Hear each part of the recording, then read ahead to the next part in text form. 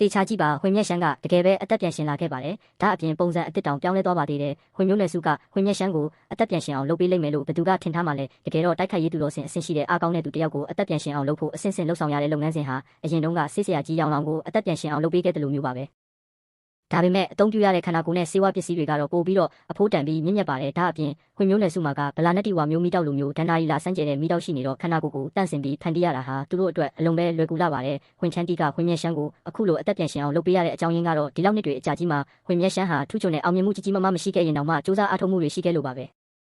ဒါအပြင်ခွင်ချမ်းတီပေးအပ်ခဲ့တဲ့တာဝန်တွေကိုလည်းခွင်မြက်ရှမ်းကပြီးမြောက်အောင်ထမ်းဆောင်ခဲ့ပါတယ်။ရှောင်းရန်ရဲ့လက်ထဲမှာရှိတဲ့ထော်ရှယ်ယိုအေဂရစ်ကြောက်စိမ်းကလွဲလို့ပေါ့အသက်ပြန်ရှင်လာပြီးတဲ့နောက်မှာခွင်မြက်ရှမ်းရဲ့စွမ်းအားကကျဆင်းမသွားတဲ့အပြင်တိုက်ခိုက်ရေးစွမ်းအားကအရင်ကထက်တိုးတက်မြင့်မားလာခဲ့ပါတယ်။ဒါပေမဲ့ခွင်မြက်ရှမ်းဟာအသက်ပြန်ရှင်လာပြီးတဲ့နောက်မှာလည်းတေတွင်းနဲ့ပြန်တိုးကျင်နေတော့မှပဲသူဟာရှောင်းရန်စီကိုသွားပြီးပြဿနာထက်ရှာခဲ့ပါတယ်။ဒါပေမဲ့သူ့ကိုအံ့အားသင့်သွားစေတာကတော့ဒီအချိန်မှာရှောင်းရန်ရဲ့စိတ်ဝိညာဉ်စွမ်းအားဟာအေဂရစ်အဆင့်ကိုရောက်ရှိနေပြီဖြစ်တာကြောင့်စိတ်ဝိညာဉ်စွမ်းအားတစ်ခုတည်းနဲ့တင်ခွင်မြက်ရှမ်းကိုထပ်မံတက်ဖြတ်နိုင်ခဲ့ပါတယ်